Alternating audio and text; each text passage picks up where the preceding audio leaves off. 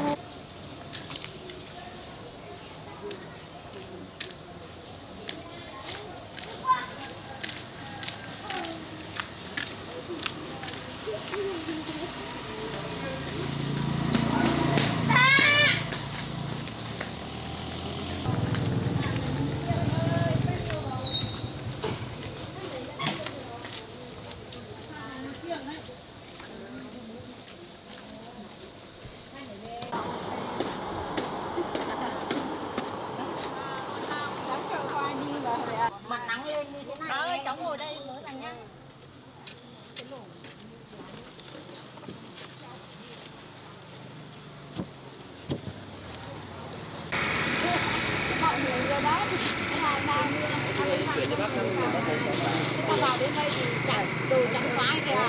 Thằng ra đây mưa em chạy mà. Tao chạy thẳng vào nhà cậu Huy. Tao bảo cho chị không với. Thế tao bảo là xích mấy cái bánh cho Mão với lại cô Ngoài. Cô Ngoài ở đây rồi cái Mão không thấy.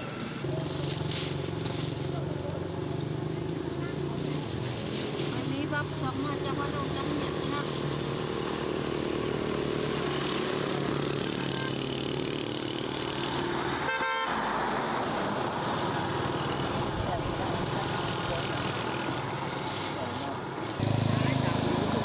Đây rau tưới ở ao là vậy. Hái vào buổi bán mấy ngày.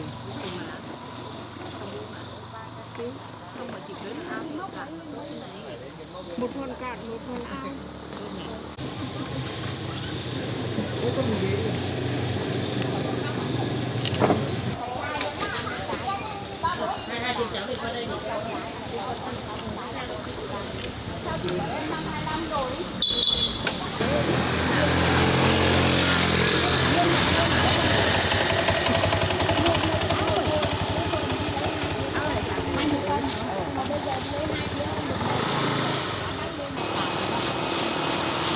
Ôi cháu 12 xong rồi mà. Ngon quá nhỉ.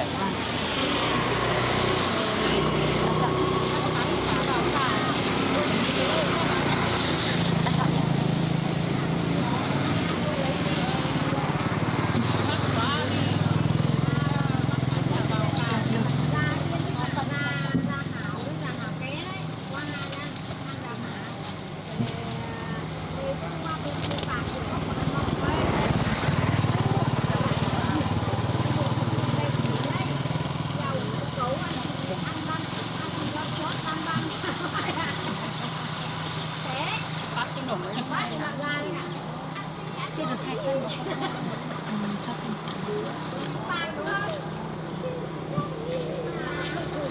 Có cái loại con nha. Con ăn ngon.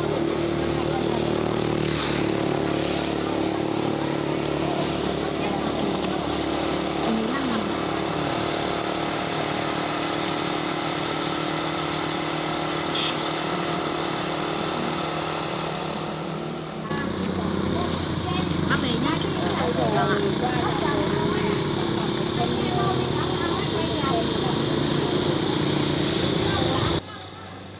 Thế này gần cái này thôi nhưng mà ít khi đi được trông cháu.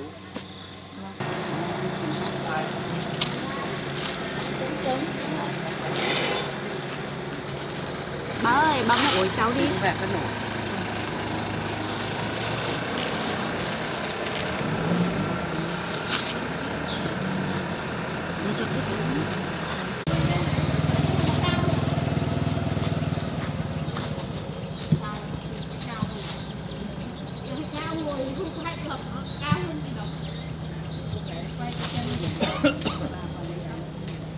Hai cân được chưa?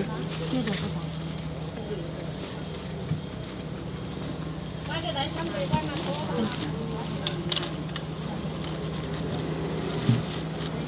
Chưa được bà.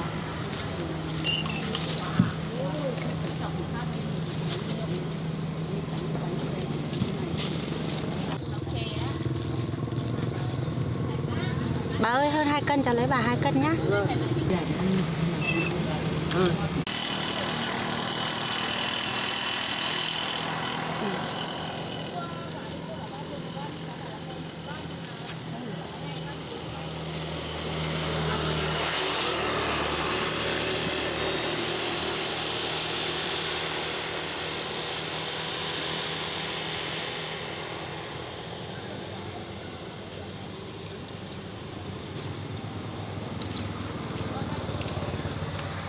Bao tiền cháu nhỉ? 30.000 bà. Ăn cháu. Xin bà. Cảm ơn bà nha. Vâng.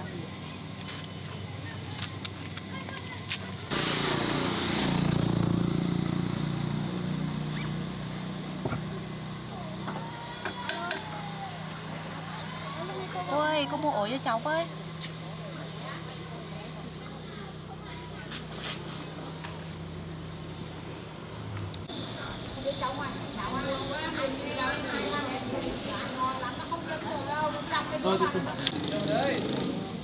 Bác ổi cho cháu. Vâng ạ. Bao tiền một cân đấy? Cho bán 15.000. Ba hoa tú không 14 bảo là để cho em một bữa tao làm nha. Chọn 2 cân. Vâng. Đây cái chỗ cái này.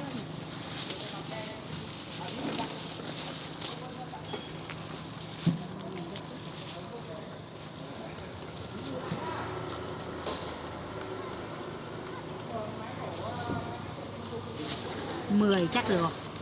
Đây cho một cân bình quân 2 lạng, quả to cũng đủ quả bé 12-20. Có thiếu không có thừa không bác. Mua 2 cân cho lấy mua 2 cân nhé cô nhé.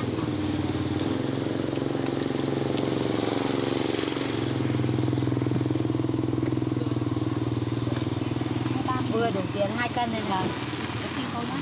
Cái xin nhá.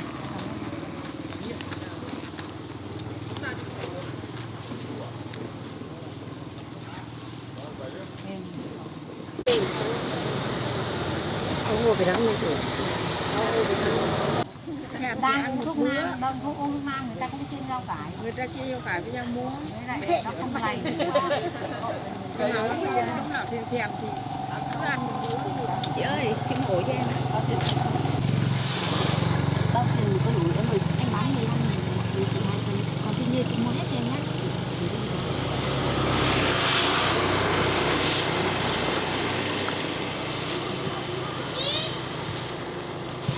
Ủa em vừa hái xong rồi chưa đấy? Ăn ngọt lắm. Ăn ngon lần sau ủng hộ trước và đâu?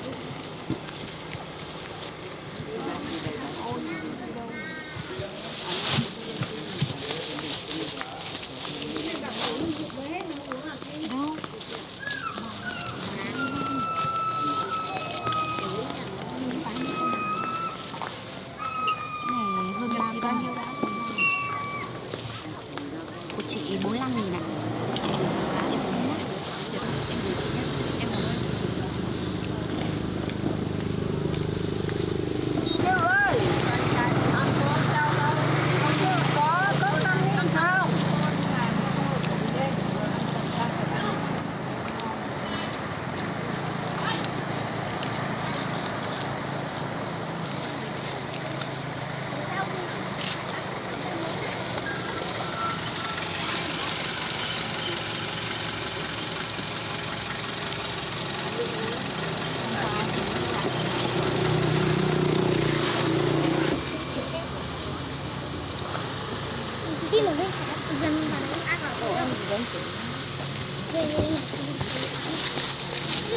Còn bạn có 5.000 nhé.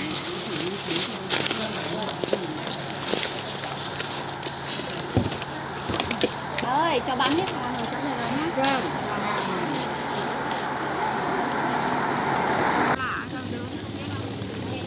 Đâu dưới.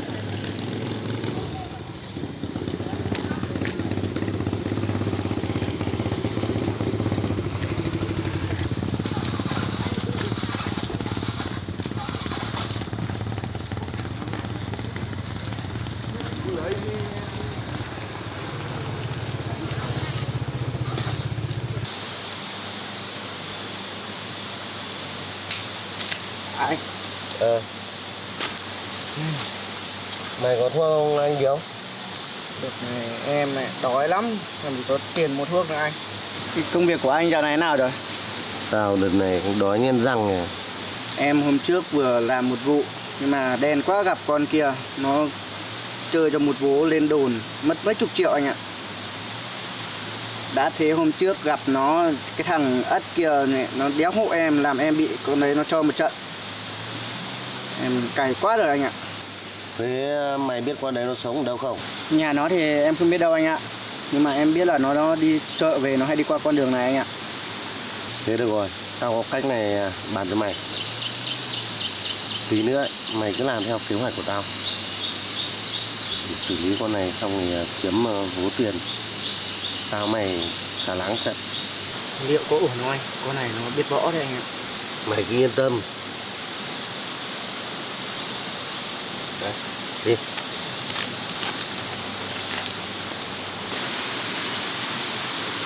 Liệu có ổn không anh? Em có thấy lo lo này. Mày yên tâm đi. Cứ làm theo kế hoạch của tao. Mà anh thấy bao đi làm gì? Này kia đấy.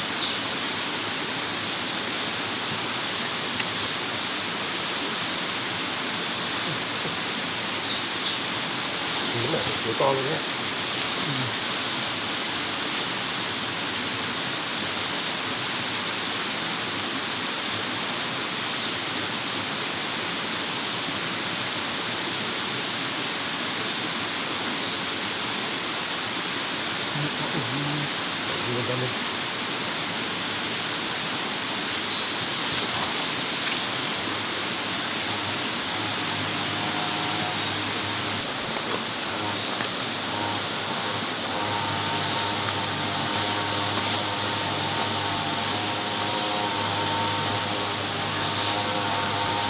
Cứu tôi với, có ai không? Cứu tôi với, có ai không? Cứu tôi, cứu, có ai không? Cứu tôi với, cứu tôi với, cứu, có ai không? Cứu tôi với. Con này chắc nó sắp qua đây rồi.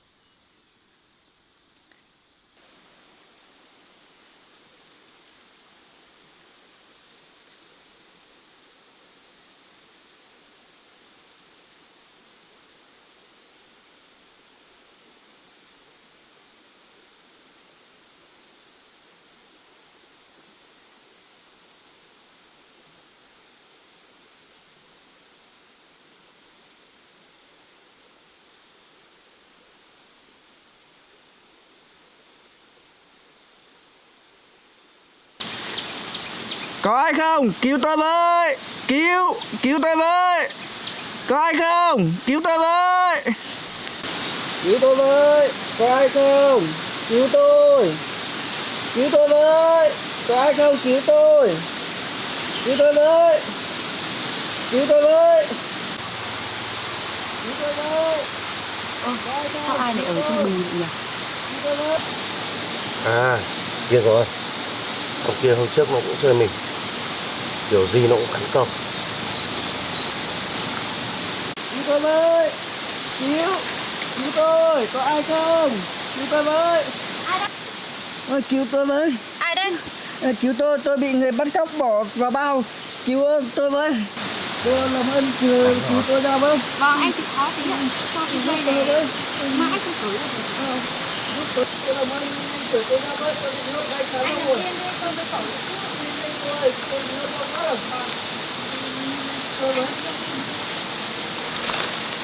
Nhanh tôi, nhanh chửi giúp tôi với. Nhanh chửi. Nhanh tôi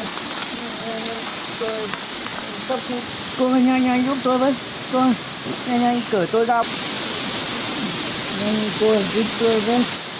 Nhanh cởi tôi ra đi.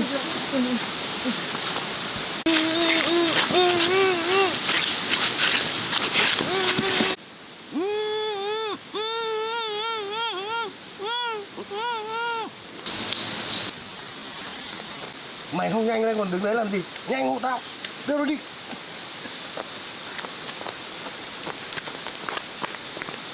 Nhanh lên không người ta biết.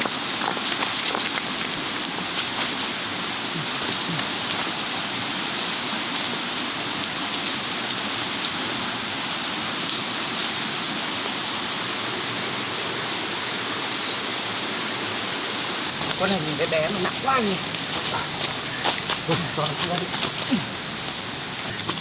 Mày buông nó vào. Con này nặng thế.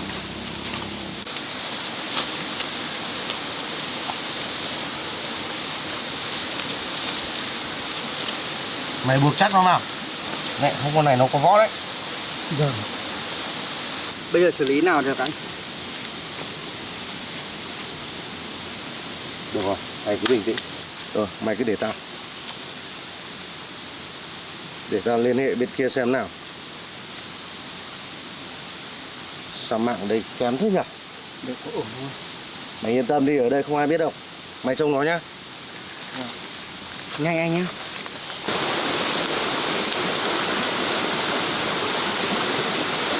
Alo. Anh à, tình hình là em vừa lấy được con hàng đấy. Đợt này em kiếm một con ngon lắm. Thế đợt này giá cả nào anh? Ok không? Rồi. Đấy anh xem ra giá đi. Con này yên tâm bao anh là ngon, trẻ, đẹp. Ok ok. Rồi rồi, em vẫn chờ anh chỗ cũ nhá. Anh qua luôn nhá.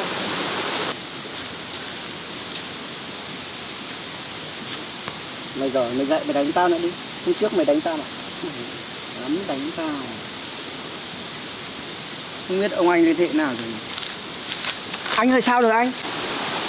Con này như này, chị này kiếm. Anh ơi sao rồi anh? Mày đi vào trong nó đi, chạy là không có tiền đâu. Mày đi vào trong nó, xuôi hết rồi. Ok nhá.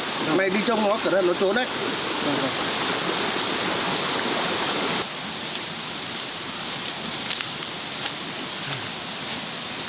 Có gọi cháu à? Anh bố thì không được không? Có gọi cháu à? Alo. Alo. Alo.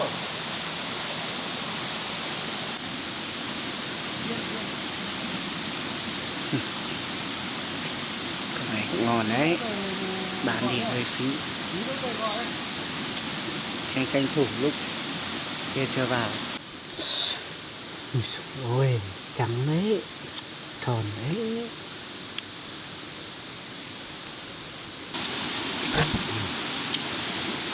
Quá, chắc mình để chết tí không phát hiện ra đâu.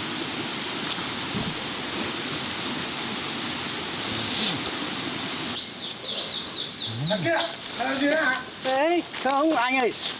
Chưa, em chưa làm gì đâu. Nhìn con này nó ngon vậy. Mày biết mày làm này tí tao lấy gì cho đại ca. Mày biết như thế này là thấy không? Anh, em đã làm gì đâu. Mà con này nhìn ngon đấy, em làm trước một tí nên ai biết đâu. Mày đi ra đây với tao. Em tí Mày biết con này đâu đang anh. tiền không? Mà mày làm như thế, đi. Đi phải tí quá anh ạ. Nào Nào biết thế? tao gọi cho đại ca rồi. Tí người ta đến lấy hàng. Mày làm như thế thì mất giá chứ còn gì nữa. Sao ai không biết đâu anh. Mày mà làm thế, đại ca biết tao chơi ông đấy, ông khử tao đấy. Có nguy hiểm không anh? Mày nghĩ đơn giản à? Hàng của đại ca chứ không phải hàng vớ vẩn đâu. Mày ấy, không phải ăn con này. Xong vụ này ấy, có tiền không thiếu tiền mày chơi gái nhá. Ôi, thế à đại ca. Đợt này chơi Mày yên tâm đi. Ôi thật à anh. Mày quá anh cả ngay tuyệt thường không. Tí nữa gây là họa. Không có tiền để chơi. Được rồi, bây giờ mày ở đây đi. Chờ một tí đại ca cho người đến thì xong là tao cho tiền mày đi chơi. Thế đại ca hẹn mấy giờ? Nó bảo khoảng 30 phút nữa đến rồi. Đại ca Có chuyện gì? em mới tôi kiếm con game mới hay lắm. Của đâu? Thế hôm nọ em quay vừa nổ xong. Mày đây, tao đây vẫn còn vài chục.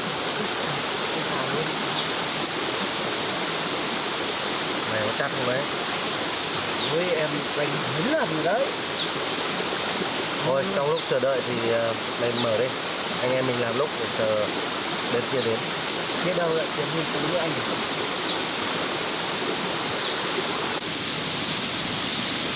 Anh ơi quay. Này, đã. Đủ rồi, đang lên 16 đấy, 16. 3 rồi. Ôi. Ngon.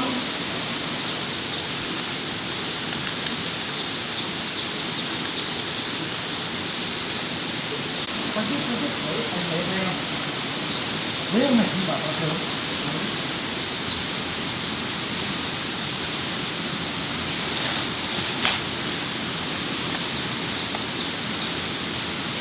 Sao mình lại ở đây nhỉ?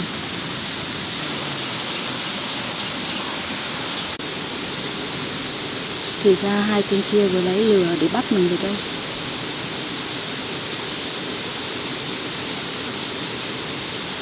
Nhân lúc Khánh không để ý mình phải tìm cách để trốn thoát.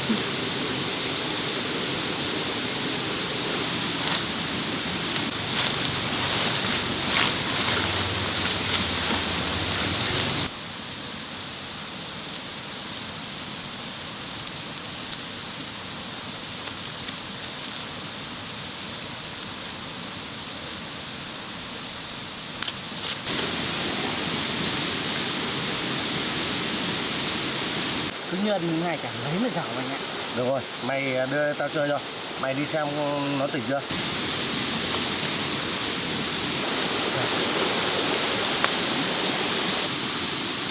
Không có cái tình thôi. Tao vừa làm thêm được mấy chục cái này. Anh thấy có to kìa, nước nó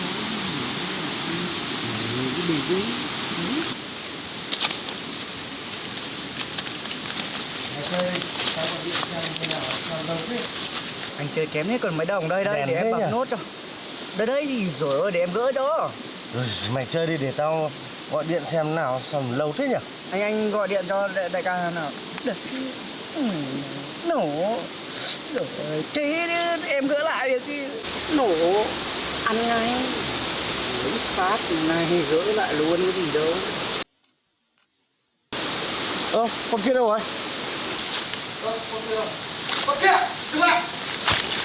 Con kia đứng lại! Đứng lại! Con kia, đứng lại! Cứu tôi với! Con kia, đứng lại! Kìa! Con kia! Đứng lại! Ai không cứu tôi với! Đứng lại! Đứng lại! Đứng lại! Đứng lại cái này! Ai không cứu tôi với! Đứng lại! Đứng lại! Con kia đứng lại! Đứng lại! Đứng lại! Con kia đứng lại! Đứng lại! Đứng lại ngay! Đứng lại! Ai không cứu tôi với! Đứng lại! Đứng lại ngay! Đứng lại! Đứng lại! Con kia! Đứng lại! Đứng lại ngay! Đứng lại đi! Đứng lại! Đây đại ca.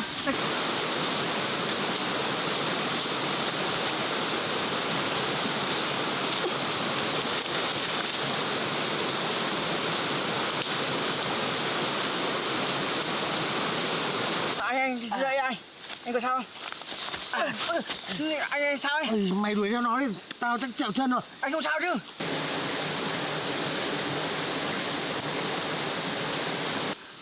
Mày đuổi theo nó. Không bắt được nó là tao mày không sao đâu. Con kia đứng lại ngay.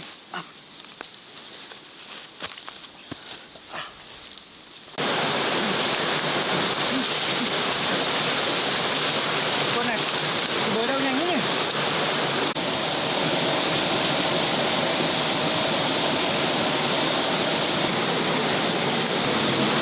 Chỗ này chắc cũng cách càng sâu mà không xuống đâu.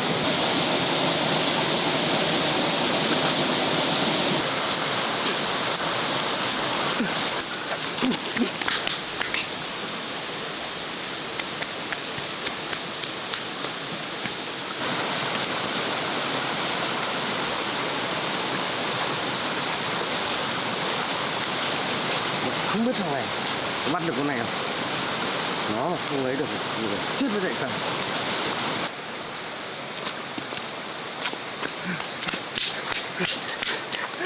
Mày có thấy nó không? Con này nó chạy nhanh quá đại ca. Em đuổi theo mà không kịp. Ủa, sao được bây giờ? Bây giờ tính nào anh? Tao hẹn đại ca chắc sắp đến rồi đấy. Mày từ từ tao tính. Thôi bây giờ cứ về đã. Rồi đấy. Để tao gọi cho đại ca hủy đơn hàng này. Xong mày cũng trốn luôn đi. Không nó báo cảnh sát là chết cả nút đấy. Thì đi anh ơi. Mình ra ngoài kia đi.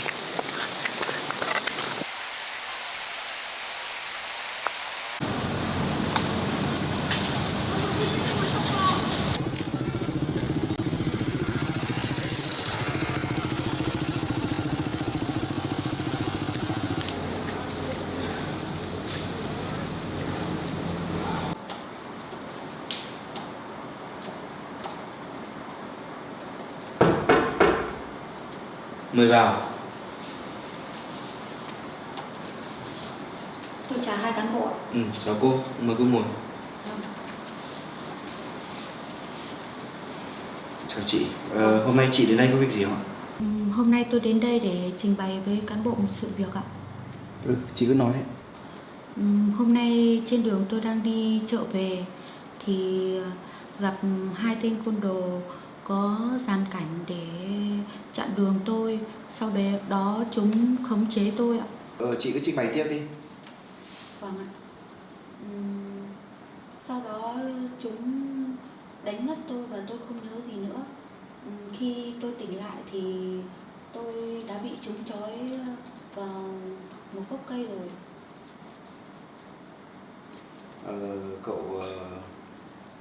ghi lại thông tin nội dung vụ việc, ghi chi tiết nhé, Ok. để cho vào biên bản. Vâng. Quá trình cô bị hai tên đó bắt cóc ấy, thì cô có bị bọn chúng đánh đập hay là bị thương tích gì không? Tôi chỉ bị xước sát một tí ở chân tay thôi cán bộ ạ. Thế cô đã đến cơ sở y tế nào để khám hay là điều trị chưa? Tôi thấy hiện tại thì sức khỏe của tôi ổn định nên tôi chưa đi khám ở đâu cán bộ ạ. Thế quá trình cô trốn thoát như nào? Vâng, thưa cán bộ, trong lúc mà chúng trói tôi thì tôi có mơ mơ màng nghe thấy chúng nói chuyện là chúng bắt cóc tôi để bán qua biên giới cho ai đấy thì tôi cũng không rõ. Thì khi mà tôi tỉnh lại thì chân tay tôi đã bị trói, thì hai tên côn đồ đấy đang ngồi nghịch điện thoại thì tôi cởi trói tay chân và tôi trốn thoát được ạ. Thế cô có nhớ được đặc điểm nhận dạng của hai đối tượng đã trói cô? Thưa cán bộ thì trong lúc mơ màng thì tôi cũng không nhớ rõ là khuôn mặt của hai tên đấy như thế nào, nhưng hình dáng thì có một tên to cao, còn một tên thì nhỏ hơn, cao tầm 1m6, có sẹo ở lông mày. Bọn chúng mặc quần áo màu gì? Một ông to cao thì mặc quần áo màu đen, còn ông nhỏ hơn thì mặc áo màu xanh than ạ. Cậu ghi thông tin nhé, chi tiết hết những cái nội dung mà hai đối tượng cô gái vừa trình bày, hai đối tượng ấy nhé, để chúng ta tiến hành điều tra vụ án. Vâng. Ghi rồi. Chúng tôi sẽ mở rộng và điều tra vụ án, cô yên tâm nhé. Vâng, tôi cảm ơn cán bộ ạ. Cô cho tôi xin thông tin địa chỉ của cô để chúng tôi lập vào biên bản, để khi nào có bằng chứng thì chúng tôi sẽ gọi cô. Vâng ạ. Cô cho xin họ tên của cô. Tôi tên là Triệu Nhi ạ. Vậy năm nay cô bao nhiêu tuổi rồi? Năm nay tôi 31 tuổi ạ. Thế địa chỉ nhà cô ở chỗ nào? Tôi ở thôn Bắc Nghiêng, xã Kiến Thiết, tỉnh Tuyên Quang ạ. Ok, tôi đã nhận thông tin rồi nhé. Vâng ạ. Cô tôi xin số điện thoại của cô để tôi ghi vào đây. Tôi không có số điện thoại đâu cán bộ. Thế thôi, thế cũng được. Tôi tiếp nhận thông tin cá nhân đầy đủ của cô rồi. Vâng. Bây giờ cô cứ yên tâm đi về nhé. Vâng. Chúng tôi đã tiếp nhận thông tin vụ việc. Chúng tôi đã lấy được thông tin của cô. Khi nào mà cần điều tra vụ án thì chúng tôi sẽ đến địa chỉ và liên lạc với cô nhé. Vâng, vậy tôi cảm ơn cán bộ ạ. Vậy tôi chào hai cán bộ, tôi về.